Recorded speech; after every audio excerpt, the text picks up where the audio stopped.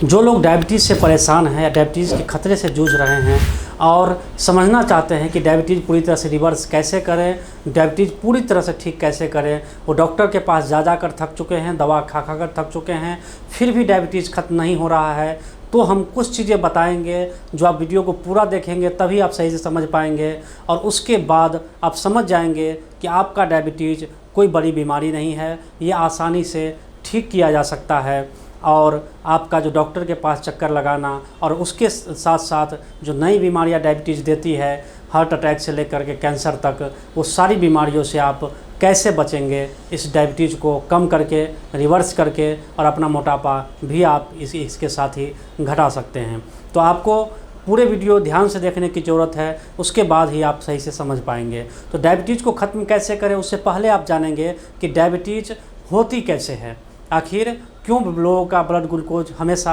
High रहता है, पूरे दिन हाई रहता है, और वो एक डायबिटीज़ के शक्ल में लेती है। और डायबिटीज़ होने के बाद आप दवा खाने के बाद भी आपका शुगर बहुत ज़्यादा हाई होता है। सबसे पहले हम जानेंगे कि बॉडी में हाई शुगर की मात्रा कैसे और कब हो जाती है, बॉडी में आपका हाई शुगर क्यों होता है। तो हाई शुगर आपका सिर्फ़ और सिर्फ बहुत ज़्यादा मात्रा में कार्बोहाइड्रेट अगर आप खाते हैं, सिंपल शुगर खाते हैं, फाइबर और प्रोटीन फैट बिल्कुल नहीं लेते हैं, तो धीरे धीरे बॉडी में हाई शुगर रहना शुरू हो जाता है, जो अल्टीमेट आपका फैट में कन्वर्ट हो जाता है। खासकर विसरल फैट में आपका अगर अधिक मात्रा में विसरल फैट बनने लगता है, जब आपके ब्लड में बहुत ज़्यादा हाई शुगर होता है, तो उसको कम करने के लिए बॉडी इंसुलिन सिक्रेट करती है, और लगातार आप कई लंबे समय तक सिर्फ शुगर ग्लूकोज ही या सिंपल कार्ब ही, चावल, रोटी, चीनी, मैदा, इससे बने हुए सामान यही खाते रहते हैं, तो बहुत ज़्यादा मात्रा में इंसुलिन सिक्रेट करने लगती है बॉडी। और यही इंसुलिन धीरे धीरे क्या हो जाती है, जो सेल ऑब्जर्व करना बंद कर देती है, सेल रिस्पॉन्स करना बंद कर देती है, तो आपका शुगर होने लगता है ब्लड में, वो न तो फैट में कन्वर्ट होता है, न ही मसल में जा पाता है, क्योंकि जो ग्लूकोज है, शुगर है, वो इंसुलिन के सहायता से ही बॉडी के सेल में प्रवेश करती है, तो न तो जल्दी वो फैट में कन्वर्ट हो पाता है और न ही वो मसल ऑब्जर्व कर पाती है, जिसके कारण ब्लड में आपका शुगर बढ़ा रहता है। तो मेन कॉज है इंसुलिन रेसिस्टेंस होना, इंसुलिन का सही से काम करना न होना, जबकि इंसुलिन आपके बॉडी में सिक्रेट हो रही है। इसका कारण है ज़्यादा इंसुलिन का सिक्रेट होना, और उसका ज़्यादा इंसुलिन इसलिए सिक्रेट होता है क्योंकि आपके बॉडी में शुगर बहुत ज़्यादा मात्रा में आप ले रहे हैं, उसके लिए ही इंसुलिन सिक्रेट होती है। तो सिंपल सी बात है कि आप अगर इंसुलिन रेसिस्टेंस को कम करने की तरफ ध्यान देंगे, तो आपका ओबेसिटी मीन्स फैट जो आपका एक्युमुलेट हो रहा है बॉडी में, वो भी ख़त्म होने लगेगा, और आपकी जो डायबिटीज़ है वो भी रिवर्स होने लग जाएगी। तो इसके लिए ओबेसिटी और डायबिटीज और इंसुलिन रेसिस्टेंसी, तीनों चीज़ को ख़त्म करने के लिए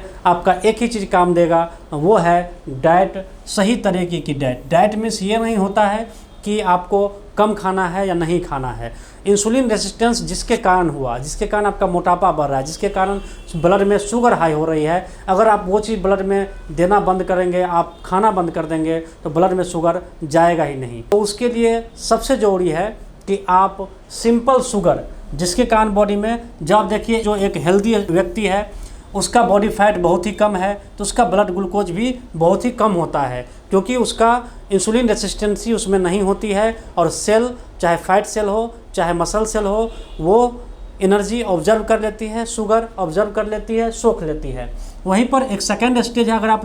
लंबे समय तक शुगर ज़्यादा लेते हैं तो फैट में कन्वर्ट होना तो शुरू हो जाता है, लेकिन क्या होता है कि उसका ब्लड ग्लूकोज नॉर्मल रहता है, थोड़ा सा हाई होता है, इसको प्री डायबिटीज़ फेज कहते हैं, तब तक आपको डायबिटीज़ नहीं हुआ रहता है।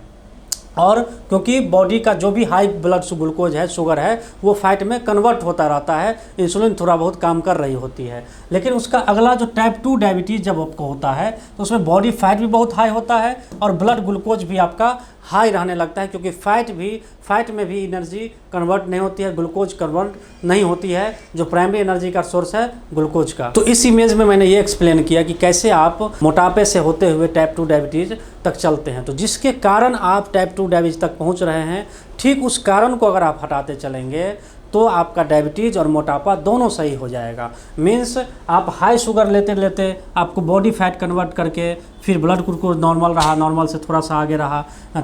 उसके बाद आपने शुगर लेना बंद नहीं किया, आपका बॉडी फैट भी फुल रेंज में चला गया और ब्लड ग्लूकोज भी आपका बहुत हाई हो रहा है और यहाँ पर आपको बॉडी खतरे की घंटी दे रही है। तो इसके लिए अब क्या कर देंगे कि हमें दोनों चीज़ें, अब हमें बॉडी फैट सही करने के लिए क्या करना, अगर बॉडी फैट हम सही करेंगे तो ब्लड ग्लूकोज अपने आप कम होने लगेगा अगर हम थोड़ा बहुत शुगर लेते भी हैं। तो अगर आप यहाँ तक पहुँच चुके हैं तो आपको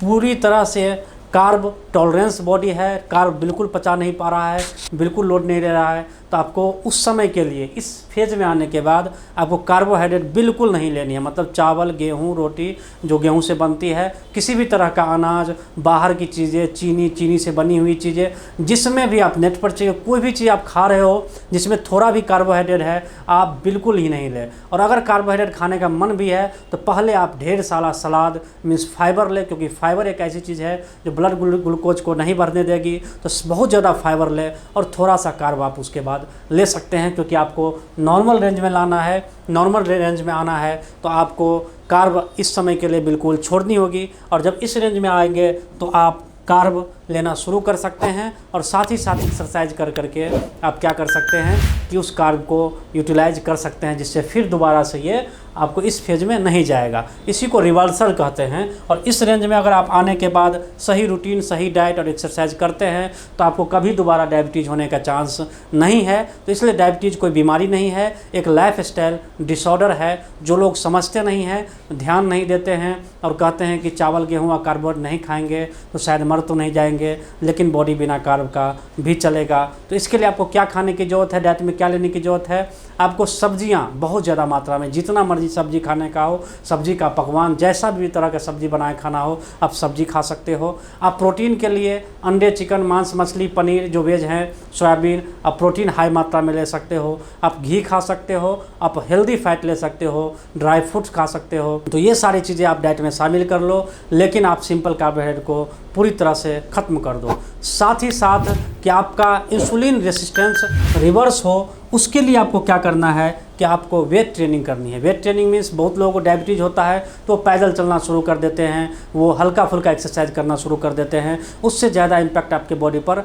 नहीं पड़ेगा। आपको वेट ट्रेनिंग करनी होगी। वेट ट्रेनिंग से ये फ़ायदा होता है कि कोई भी वेट अगर आप खींचते हो, आपके मसल पर दबाव पड़ता है तो ये मसल किस तरह से काम करता है मैं एक एग्जांपल के तौर पर बताता हूँ कि जैसे आपने स्पंज देखा होगा, स्पंज में आप पानी फुल करके भर दे, फिर उसके बाद उसमें पानी आप डालेंगे तो वो ऑब्जर्व नहीं करेगा, वो बाहर की तरफ फेंक देगा। लेकिन वही स्पंज अब पूरी तरह सूखा हो या उसमें से पानी पूरी तरह से निकाल दे और फिर उसमें पानी डाले तो आप देखेंगे पानी वो ऑब्जर्व कर लेता है, आसपास पानी नहीं रहने देता है। उसी तरह से हमारा मसल भी काम करता है। मसल में अगर आप एनर्जी की नीड है, ज़रूरत है, और उसमें ग्लाइकोजिन जो स्टोर रहती है उसको अपनी एक्सरसाइज के थ्रू, वेट ट्रेनिंग के थ्रू ख़त्म कर दिया है, तो आपका बॉडी बिल्कुल वो जो बिना इंसुलिन का भी एनर्जी और ये कह सकते हैं कि कार्बोहाइड्रेट भी ऑब्जर्व कर लेगा, ग्लाइकोजिन के फॉर्म में स्टोर कर लेगा थोड़ी बहुत मात्रा, तो आपको ब्लड में शुगर हाई नहीं होने देगा। इंसुलिन आपका आ नहीं रहा है क्योंकि एक्सरसाइज के थ्रू विदाउट इंसुलिन आपका बॉडी, आपका मसल